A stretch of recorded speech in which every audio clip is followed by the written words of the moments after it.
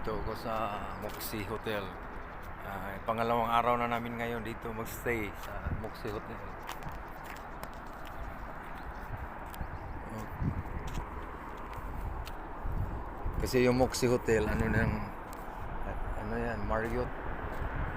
Pero ano sa Moxie Hotel, under na Marriott yan. Kasi pag nasa TV, nakalagay doon Marriott din eh.